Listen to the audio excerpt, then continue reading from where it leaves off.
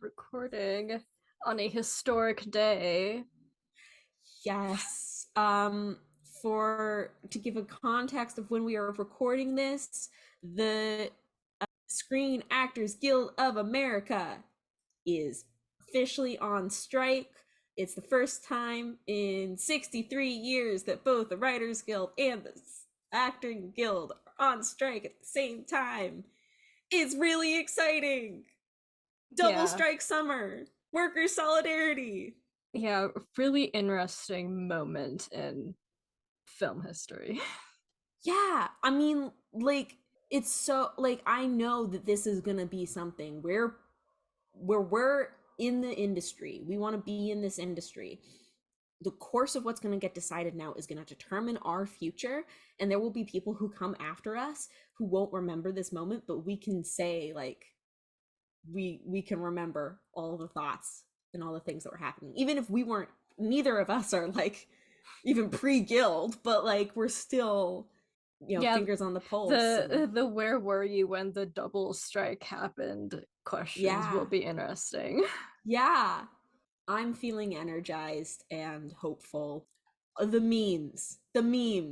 I mean, we literally just got the other day, before the Actors Guild went on strike, and we got that announcement, like the press release about how the producers organization just being like, oh yeah, we'll wait till they lose their houses and go broke. It's like, and everyone's like, we're already broke. We already don't have houses. Yeah. My favorite meme from it was the, using the, oh, that's my secret, I'm always angry Hulk moment to be like, that's my secret, I'm always broke. Now today, everyone putting music over Fran Drescher's speech. Yeah. It's a good speech. Yeah. She's pissed off. Rightly so. Yeah, I mean, it doesn't at all relate to our topic for today, but I'm trying to find some segue to connect, but I can't. I guess we're talking about D.E.B.S from 2004. Yeah, there we go. Just say it. The segue is that I had a really good time watching this film, and I had a really good time waking up this morning seeing the strike announcement. So, Fabiola, I love this film. Yeah. Thank you for finally getting me to watch this. When I was watching this, I was like, Saffron's gonna love this movie.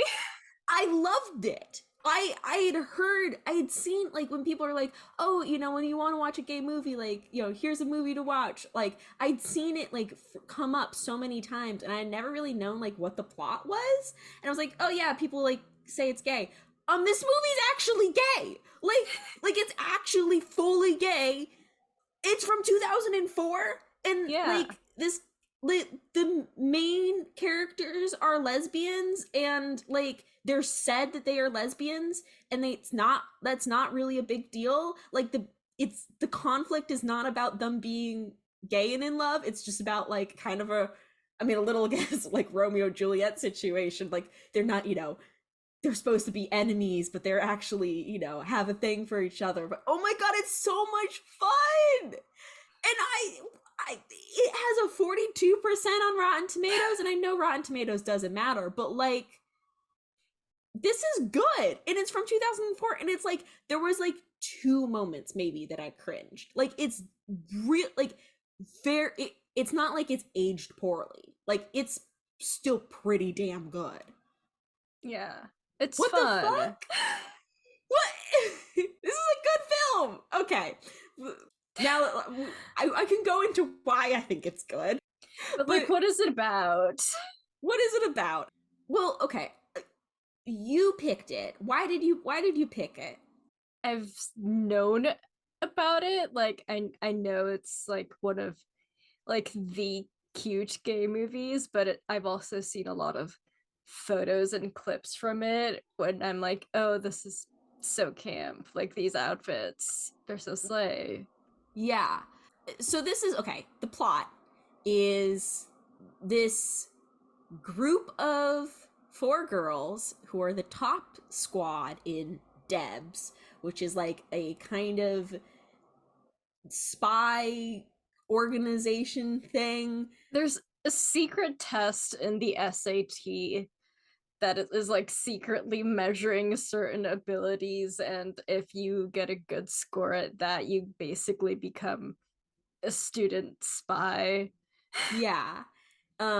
And they're on the same level as like Homeland Security and CIA and FBI. There's like a gag where you like see all these different like groups doing a stakeout on the one like villain. But yeah, there are a bunch of college girls who are also in uniform, which Yeah, adds to the camp because I can't think of any like, I mean, are there universities where you wear uniforms?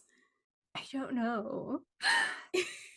Also, the uniforms that they wear are so like, they're slutty schoolgirls. But like, it's only with the 4 main girls. Everyone else's uniforms are pretty normal. Yeah. It's just the main characters. The thing is, when I had heard about it and kind of looking on Wikipedia, it's like, oh, it's like a parody of like, you know, spy stuff, and like it's totally spoofing on the genre, and kind of, but it doesn't even really Like, it never goes full Austin Powers. yeah. I would say that all of the like kind It of feels like a Mission Impossible movie was also a rom-com.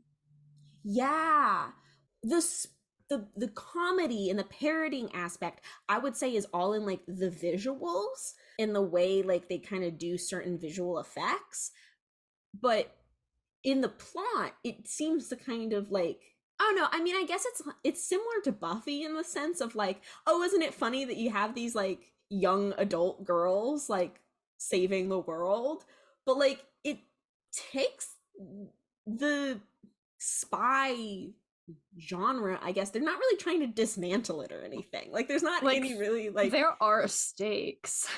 yeah. And okay, so the stakes are, they're these 4 main characters. They're the, you know, they're number 1, and they're sent on this mission to go after Lucy Diamond, who's this like criminal mastermind. She's had disappeared for a couple of years and now she's reappeared, and so they're supposed to do this stakeout to try to find more information about her. When we're introduced to her, she's gonna be meeting up with this Russian assassin, and it seems really dramatic. They're gonna be doing recon. You very quickly find out it's a date. They're literally, Lucy is a lesbian and she's being set up by her friend and right hand man to go on this date, and then in them doing the stakeout, things kind of mess up, and Amy, who's the second in command, who also is writing a paper on Lucy Diamond and is fascinated by her.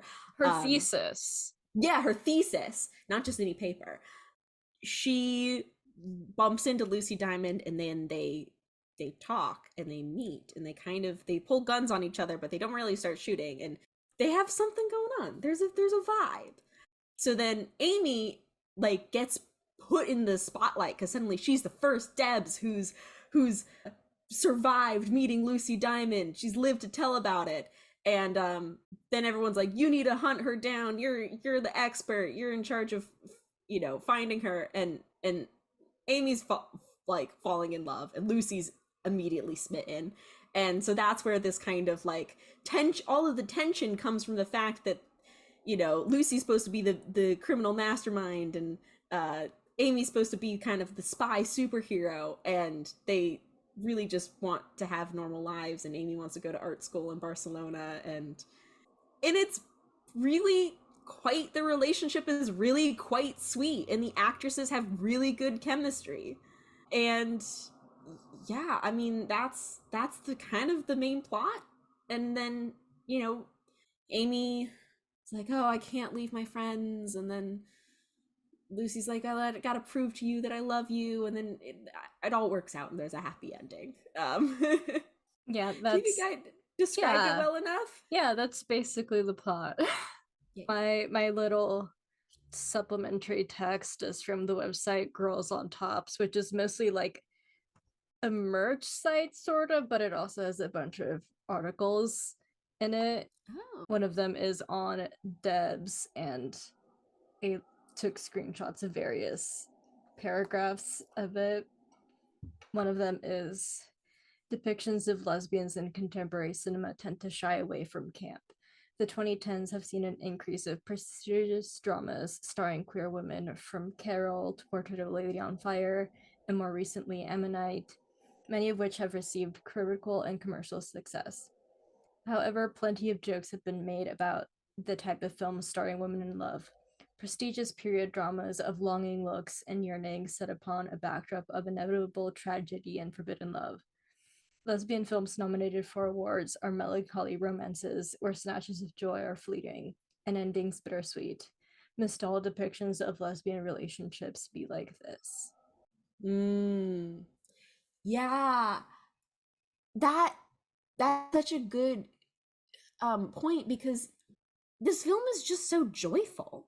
Yeah. And I think that's why I had so much fun as, someone who loves seeing myself represented in media. It's there is something that's, discussed of like, where is like the sapphic joy, where in many, underrepresented voices, it's like, where are stories of just like, that don't have any struggle to them or tragedy, or all about like that all the conflict and tension is about your identity.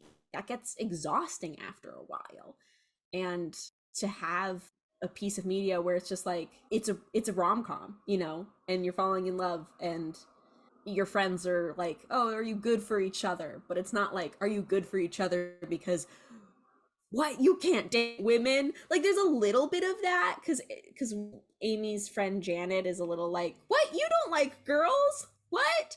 But more of the issue is much more of, you can't date her, she's a villain, we're gonna be kicked out of this secret spy program. Yeah, and like for me, a lot of the this type of quote unquote prestige representation feels kind of respectability politics to me. Like the Mm, only like it seems like the only way for certain stories to be appreciated is if they're aestheticized and depicted in a certain way. And I say this as a big yeah. tragedy and bleakness enjoyer. Yeah. The other thing is that it is also like, it isn't just joyful. It is, the aesthetics in this are incredibly camp. Like, Yeah. Where do we start? well, I would start with the instant character. This is something Yes. that I'm not sure if how much we've talked about this element of camp this season yet, but we are introduced to these characters, and instantly there is like iconography to know that who each of these characters are, of the four team. We're introduced to them kind of, I think the two like scenes we're introduced to them initially are the they're all having to like rush out of bed, like there's like all the picture frames are full with the of like their instructor or handler like screaming at them like, gotta go, go, go, go, go. And Like, also there in the house that they live in, there is like a force field, and the force field itself is the plaid pattern on their oh skirts. yeah. So okay, so we're introduced first to Max, who's the leader of the team, and She's so slayful. she kind of gives me like she's like the leader. And she does say at one point, like she tells Amy, like she's like, this is all I have going for me. So like that's kind of her character type, but she also is like, she kind of has some girl next door kind of like vibe. She's like got a cross necklace, and when they all, the second introduction is they all or like way that I was kind of like, oh, you get a sense of who these characters are is when they're ordering breakfast, and she like orders like a classic like farmhouse style breakfast. And yeah, we see her like roll out of bed and instantly grab her gun and is like ready to go. And then we get introduced to Amy, who's like really the main character. She's kind of like, they call her perfect score because she got the perfect score on this secret SAT test, hidden test. And her like room is like full of all these awards and like ribbons and medals and trophies and stuff.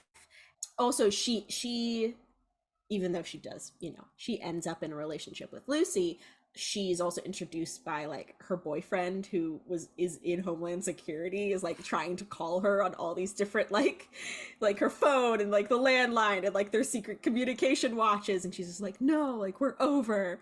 Like she is such a like rom-com character because like she kind of has like, you know, she's got it like everything's perfect, like everything should be going right, but she feels like she's missing something, like she just wasn't in love with Bobby.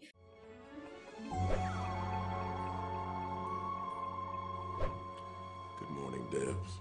Attention, D.E.B.S! Attention! Emergency alert! Report right now! Right this second! You have no time to sleep, ladies. Go, go, go, go! I mean now, ladies. Dominique. Come on, Dominique. Phipps is freaking out. 5 minutes. Are no boys allowed upstairs? Out. Janet? 5 minutes. Have you seen my gun? What do you do with it? D.E.B.S, Max here.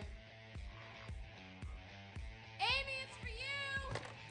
Hello. No. No, I'm not talking about this anymore. Get out! And take your clothes with you! I don't do laundry! Come on, let's go, let's go, let's go, let's go! Move it, move it, move it! I do not have all day. 10, Bobby, seriously, it's not a good time. 8, When?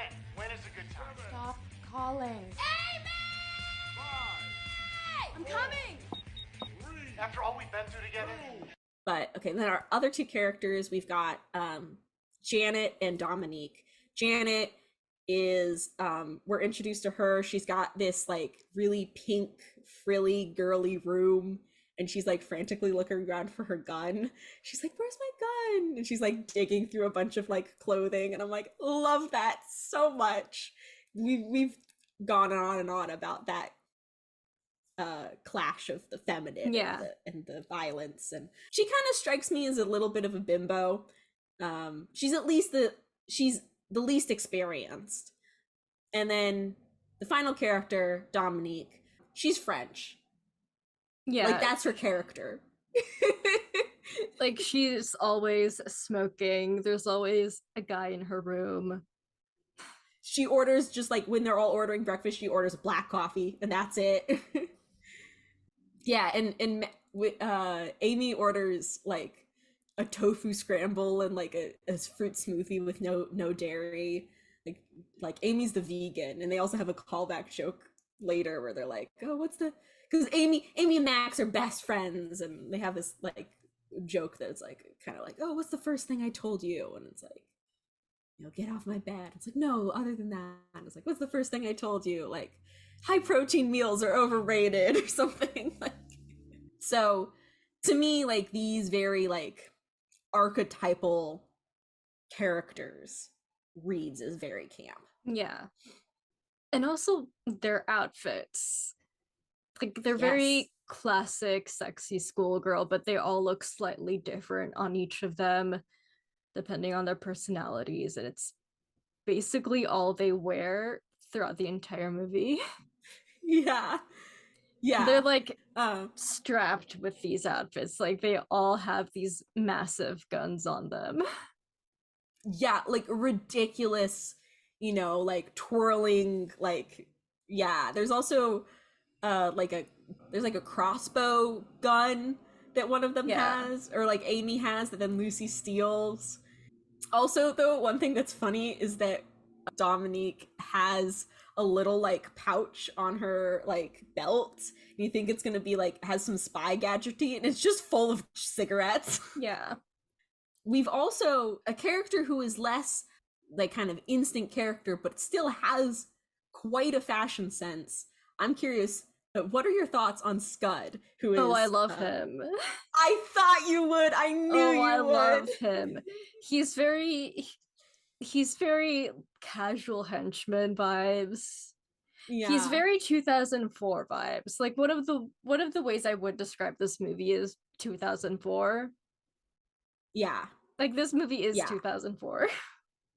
I mean, the thing is that I love like this kind of look. Not in a fashion sense that I would ever wear, but I think it's so fun because it's so like it's so camp. He's Yeah, the first few seconds of the movie, I'm like, oh, it's 2004. yeah. Scud has multiple outfits where it's like a random t-shirt and suspenders. That's He's got 2004.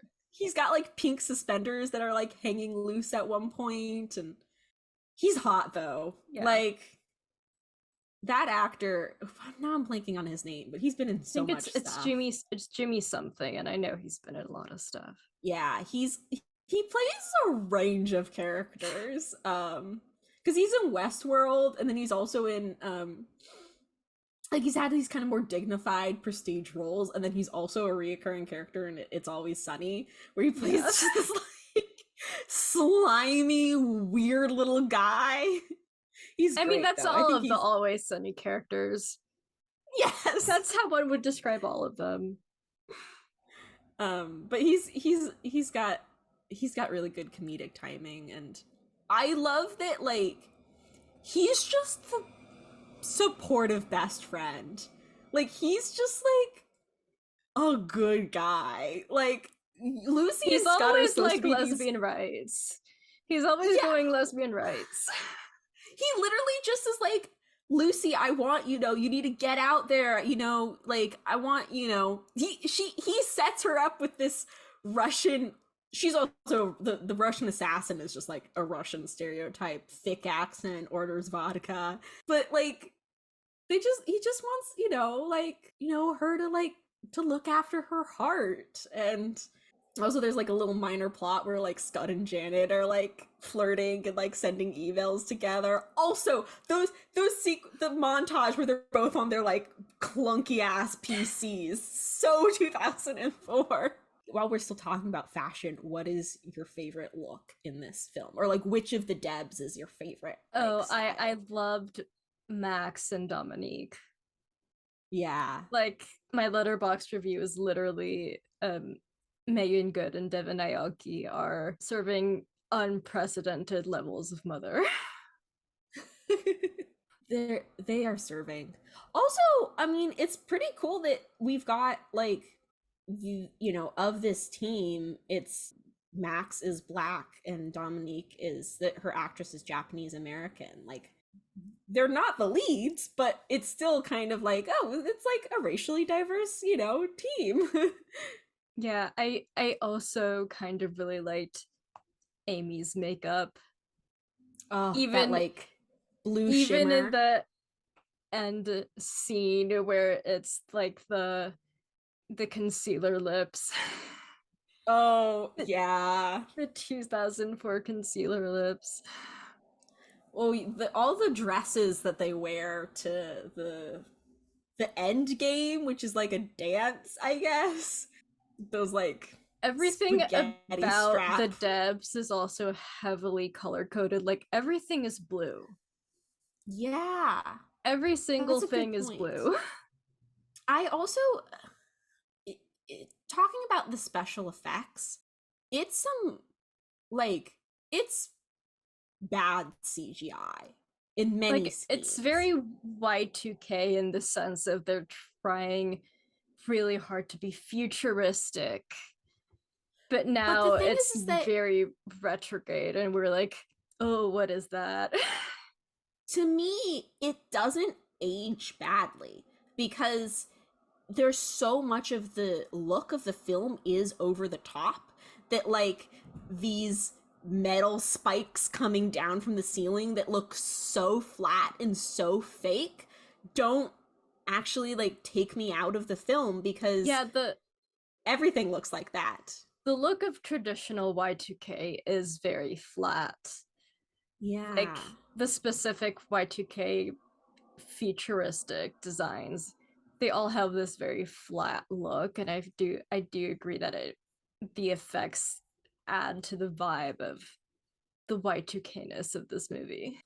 Also, I need to go on a brief tangent about the kind of like spy gadgetry images like that they have because to me that's what read as like the most like spoofing of the spy genre, and it delighted me. I was giggling so much because there's multiple scenes where they like will pull up these like futuristic maps or like, you know, oh, we're like scanning and we're telling you the info, and it's so silly. Like there's a scene where they're driving up to stop a bank robbery that Lucy's, you know, running, and the little map that pulls up is just like a blue grid with a graphic that says bank and a graphic that says you.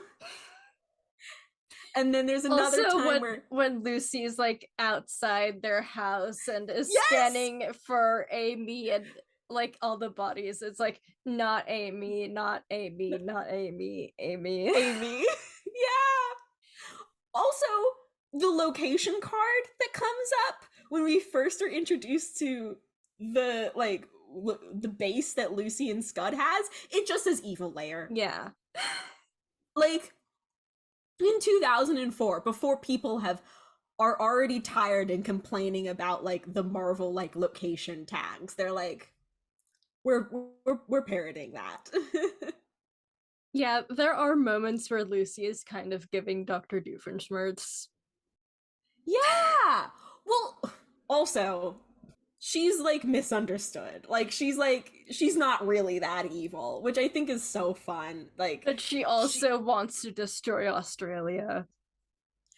Yeah, With but her she also wants innator-y machine. she wants to destroy Australia because she had a bad breakup. Like that's so it's absolutely giving Doofenshmirtz, and that it's just like pathetic, sad, and that's why you want to end the world. Like Femme lesbian Doofenshmirtz. That's Lucy. Yeah. Though I don't the tan that actress has, like was that like this like really like she's got a lot of bronzer on, or it's like a really fake tan. It was feels like 2004. Yeah. a lot of the things in this movie can be explained by going it's 2004. Yeah. There are also some amazing sound effects. Yeah. The suction They're all cups. very whooshy. There's a lot of whooshing.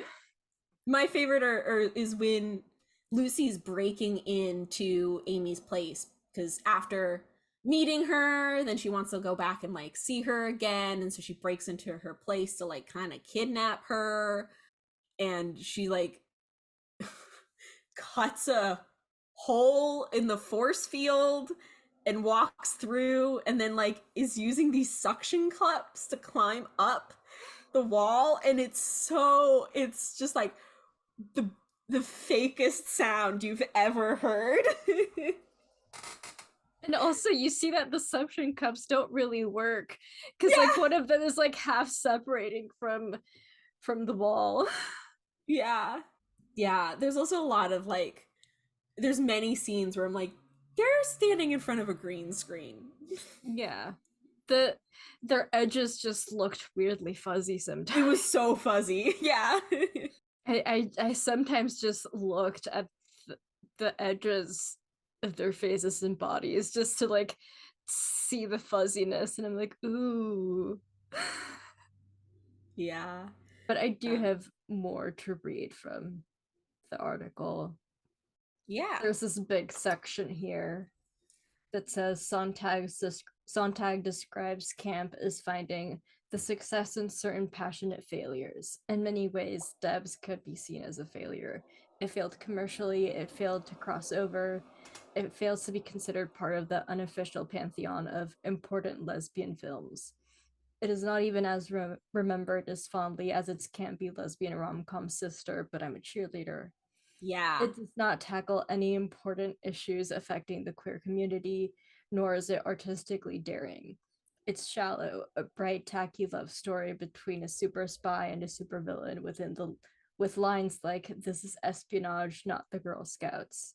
And it is radical. Robinson, the writer-director, was bold enough to imagine a story where queer joy is prioritized and lesbian narratives are not shaped by suffering. D.E.B.S is a film in which the lesbians drive off into the sunset, living happily ever after. Sontag states that successful camp, even when it reveals self-parody, reeks of self-love. While refusing to take itself seriously, D.E.B.S does not mock queer love. The world D.E.B.S creates is ridiculous, but this camp artificiality is built around a sincere central relationship. In D.E.B.S, the heart of the queer experience is not pain, it's not unfulfilled romance defined by yearning. It's pulling a gun on your nemesis turned lover as she smiles and says, "We've got to stop meeting like this." Yeah. Yeah. Also, speaking of that sunset, what a Lisa Frank sunset that Yeah. is. It is so It looks colorful and fake huge. looking. It also looked huge. Yeah. It looks like there's little like emerging stars that are painted on. I literally in my notes just had an entire section labeled gay because I just had to write down all the little bits about their relationship that I found so endearing and like revolutionary in many ways. The montage that when Amy runs away to, like, as Janet says, play hooky with Lucy, and then everyone thinks that she's been kidnapped, and she's literally just going on like a montage of like silly little dates is so much fun. They have like at one moment Amy gives Lucy like these bedazzled handcuffs. I had to bring that up because what rating did this film have? I'm assuming PG-13. Like, yeah, like it is more of like geared towards, like, it's not like an adult film, but there's like these hints of like, oh, she's getting a pair of handcuffs. But it's also like very like a stereotypical villain thing to have. I know, but they're also bedazzled. Yeah, like it's making all of the crime aesthetics super glam and glitzy. And like Lucy's room, like where they were staying at, reminded me of like the Disney Channel rooms. Mm-hmm. Like it is kind of that mid-2000s look. Yeah, there's also just a moment when in the montage they're like hanging out in Lucy's car, and it's kind of like, oh, they're on a little like date, and they slide the spy stuff in by having like Amy accidentally press the wrong button, and like a giant like rocket launcher comes out and like destroys like a toll booth, and they're like, "Woo!" like drive away.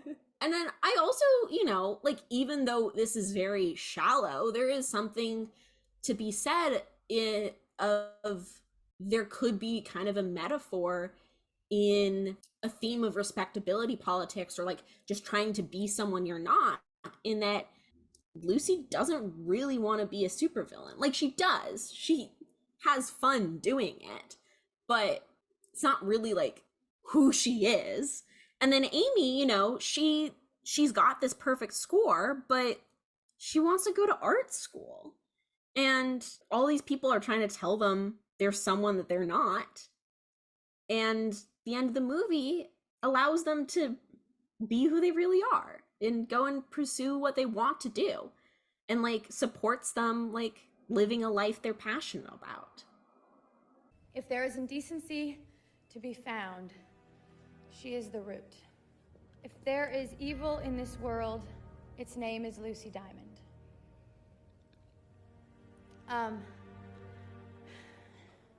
It's not until moments like this, when you are forced to take stock of yourself, that you see what you are made of. It's not until moments like this when you have to remember what's right and true. Because it's moments like this when you discover what it truly means to be a D.E.B.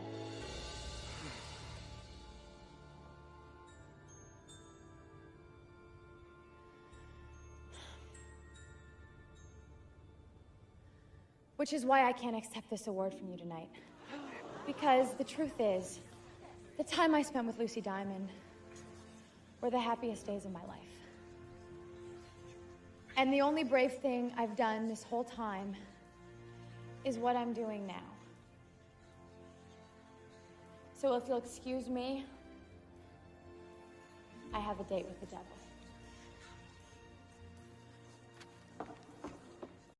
Yeah, it's really interesting how also a lot of the fun of this movie is seeing them try to fit in these roles. Mm-hmm. And also I took note of how their handler finally tells Amy that the secret test mainly measures the ability to lie. And I feel like that's very resonant, like not only with the queer text of the film, but also in relation to camp. Say like, more. Like we keep saying how a lot of camp is just a different way to tell the truth, but it's also lying as well. Yeah. Like camp reveals truth, but it's also very much making stuff up and just aesthetically lying. Mm-hmm. And like that just, to me, like it also kind of relates to like how they're wearing uniforms even though they're not in school, and like these uniforms would not be like school board approved, but it's what makes it fun. The lie is what makes it fun. I also think there's something interesting going on with like the gender roles of this film, where this is a very genderous film. Yeah, specifically in that Lucy is femme, Amy is femme, like all the D.E.B.S are femme, and this thesis that Amy is working on, she tells Lucy that well, first of all, I love the name of the class. The class is called Capes and Capers, Gender Reconstruction in the Criminal Mastermind, which is such a liberal arts sounding course title. I love it. Yeah, like that sounds real. Yeah.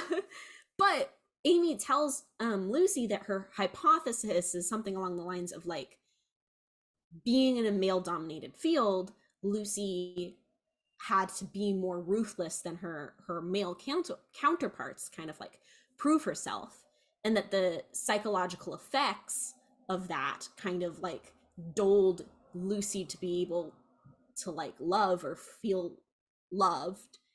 And Lucy like super disagrees with that. And I don't know, I think it's interesting that Amy, and by extension like a presumed audience, would think that like to be this mastermind, this criminal mastermind, that Lucy would have to be like unemotional and cruel and ruthless and like masculinized in that those characteristics. And she's not. She isn't like super girly, but she's feminine and wants to hang out and have fun, and that's why she's like stealing, you know, like robbing a bank is because it's fun. and also like gets the attention of this cute girl. And she also, like, whenever she does a heist or something, she leaves this trail of diamonds. Oh my god, the glitteriest diamonds you ever have seen. And I don't know, I like that it's kind of like this film is like, no, like, you don't have to be like being feminine is fun, and as like it's fair, like you can be a supervillain and be feminine too. Like, you can be a girly and also be evil. Yeah. And to me, that like leaning into that is camp. Evil girlies rise. I wanted to apologize for last night. I was out of line. You have to release them. Who? The hostages! And put back the money. This thing has gotten way out of hand. Don't you understand? I can't be here. Look, I'm sorry. I didn't mean to stress you out. I'm not stressed out! No. No! I'm such a freak. You must think I am such a freak. I don't.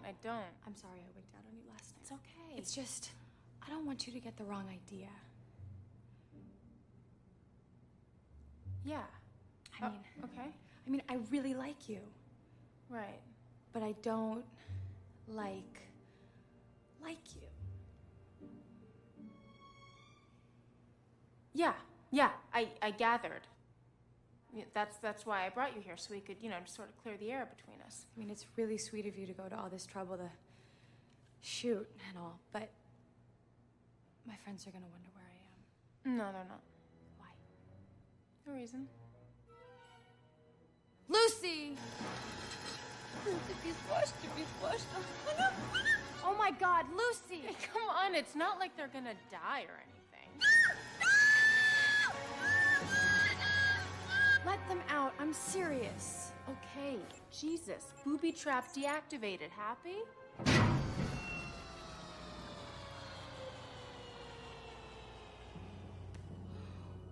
wasn't funny. It was kind of funny. Yeah, so I'm also like thinking about like the D.E.B.S as an institution. Oh. And like specifically in like an all-girl institution, and how the B in D.E.B.S stands for beauty.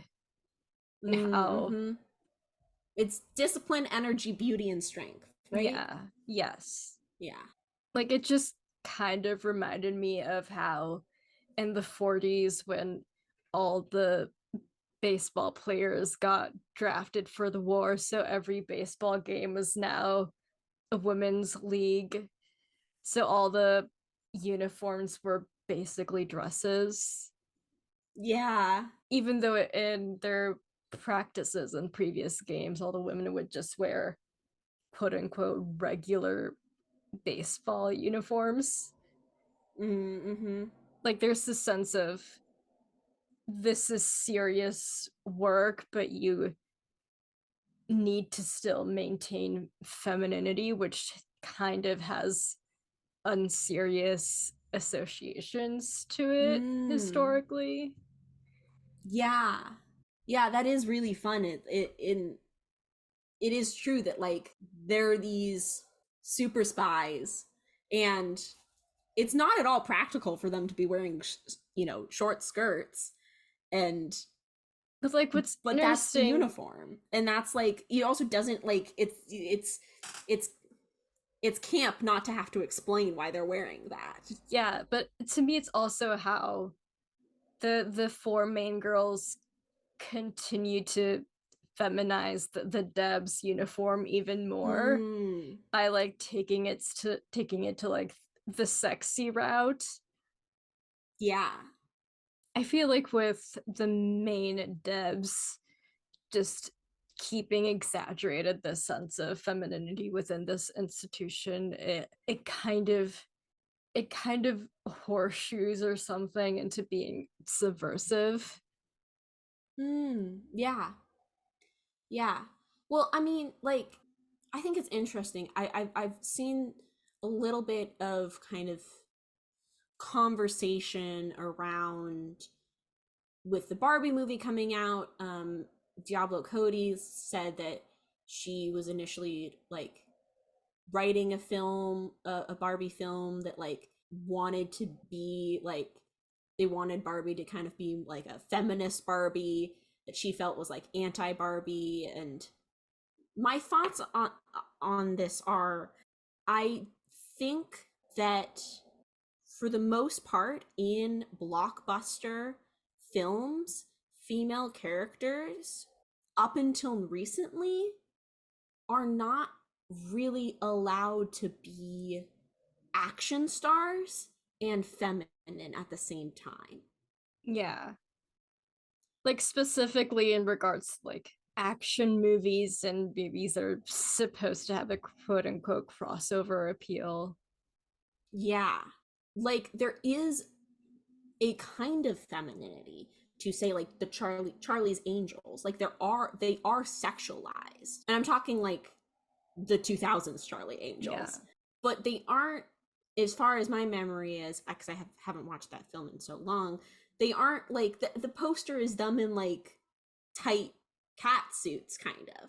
They're not in like, they do have a lot of outfits. I've only seen the first one, but what I do remember is that they have a variety of outfits, and sometimes they're more down to earth and sometimes they're more theatrical. yeah. Like it depends on the scene.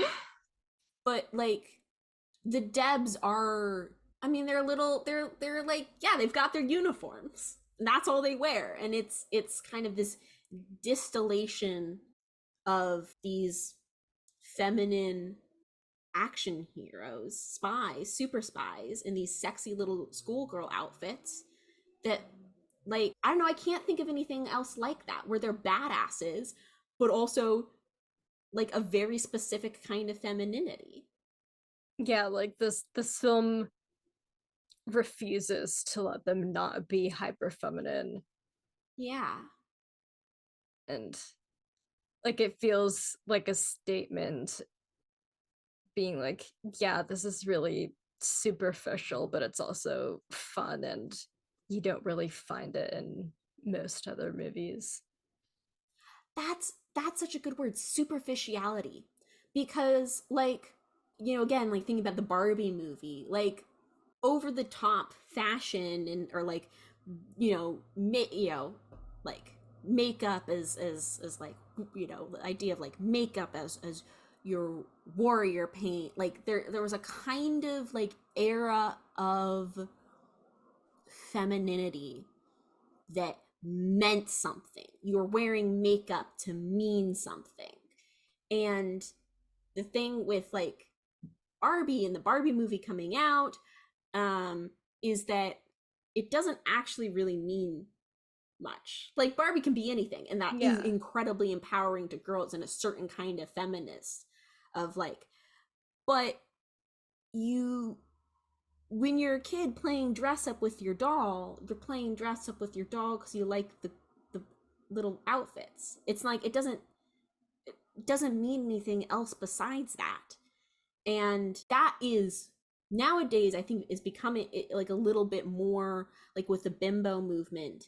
Like there is this kind of like, yeah, we're pretty because we're pretty, and we're like slutty because we're slutty, and like it doesn't really mean anything else. But like in media, I think that's still a pretty like subversive idea. And so to see it in this 2004 film is really exciting.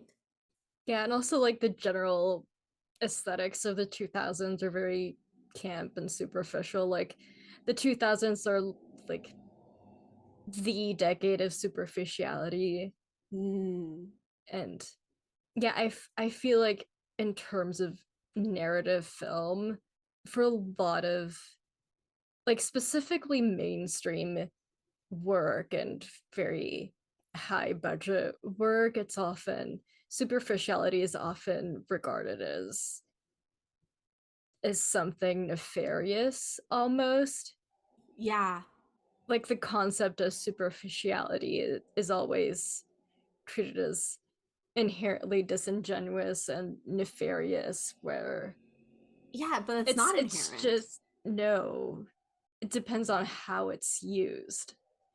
And I feel like D.E.B.S uses it in a really fun and almost subversive way. And I feel like we keep talking about the Barbie movie, but it's ever present nowadays. But yeah, I feel Yeah. like that's partly why the hype around it and the marketing of it is refreshing, because it seems to take superficiality like not only seriously but also as something fun, Yeah. Yeah. like specifically feminine Mhm. superficiality. Pink. Yeah. Pink. We are recording this a week out from, I'm calling it Boppenheimer. Yeah. Barbenheimer. I already have my tickets, but not for the same day, unfortunately. Oh, Same weekend.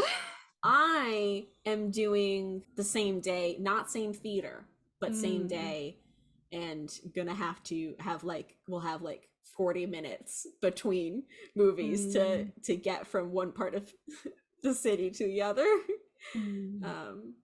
But yeah, I don't know what I'm gonna wear yet.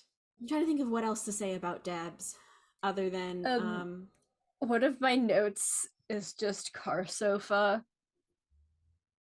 car sofa. When she's like that one scene where she's trying to destroy Australia Oh, with like the big laser nader thing, she then like sits down with Scott on this sofa that's also the back of like this 1950s car. yeah. And I immediately wrote down car sofa. Things being what they're not. I love, of course, you wrote that down, and that's something that you're gonna pay attention to. Meanwhile, I was just like, oh my god, the bat signal that says Amy be mine is so much fun. Or like the bomb that, I mean, I guess those are also things being what they're not. Like, you see in this montage where Lucy's trying to like prove herself to Amy and win her back, and like you see the D.E.B.S like disarming this bomb, and you think it's super stressful, and then it like is a little like balloon and explosion, like a Valentine's Day gift. Meanwhile, I'm like, car sofa. Car sofa, yeah. More films should have breakups so bad you want to destroy Australia. Also, that karaoke montage, or like, it's not a karaoke montage, but it's like during the montage where Lucy and Scott are like giving all the money back to the banks with like the fakest looking, white burlap bat with that the have dollar sign on them. They're like, between that, you see them like pretending to like sing into a mic, like, hopping around on like Lucy's bed, and it's so like Disney Channel original film. It's so sweet and so fun. A lot of this movie feels like if the 60s Batman TV show or the movie was lesbian. Yeah. Like, it does have this classic Batman feel, weirdly. Yeah. I'm putting it down as inspiration for a future Masks campaign that I want to run. Yeah. Real. Oh, there's also, okay, the last note that I haven't brought up is the weird music venue they go to. Oh yeah, this punk club that's, to get to it, they have to go through this tunnel thing. Yeah. That's a fake dead end, and there are multiple signs going dead end. It's like, dead end. That means you. Stop driving. And then it looks like they're gonna drive into a wall, and it's like a portal to this. With you know what? Camp films love to have like punk rockers that are like just guys in leather jackets with colored mohawks, just like milling around. Yeah. And it's like this, it's kind of middle of nowhere, but it's also heavily populated. This thing behind this portal hologram thing. Yeah. Are there any last things we want to say about this movie? I don't know. I love it. I truly, truly recommend this film if you just want to have a good time. Like it's just fun. Yeah. It's one for the girlies. Yeah. One for the gay girlies. Like, this isn't it. Guys, my dear LGBTQs. When people say that this film is gay, it's gay. It's actually gay. There is actual lesbian kissing. Watch it. It's not like Succession gay. No, it's and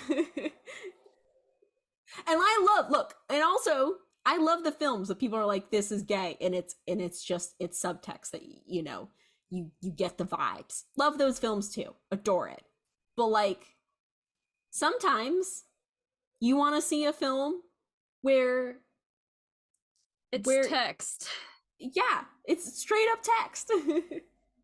Also, like, it is, you mentioned but I'm a cheerleader earlier in the quote that you were reading.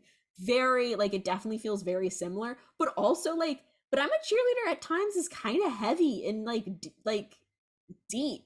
This is, you don't have to think hard at all. This one is a turn your brain off movie. Yeah. There's like maybe a couple of like, outdated like slurs, but that's it. This feels like a sleepover movie, like something you put on in a sleepover. Yeah. Like, I feel like that's the ideal conditions to watch this movie. Get some popcorn and like sodas, wearing a big fluffy robe. And everyone's sitting on the floor with sleeping bags. Yeah. Like, yeah, that's the vibe for this movie. It's Giving Camp, hosted by Saffron and Hefta-Gaub and Fabiola Liaño. Our theme music is written by Harrison Lurie. And the podcast is edited by Fabiola Liaño. Follow us on Patreon. Support us on Patreon. On Instagram, it's Giving Camp Pod. And on Twitter, it's Giving Camp Pod. Without it's. We're on Patreon at It's Giving Camp Pod, and shout out to our patron, Nicole Venito.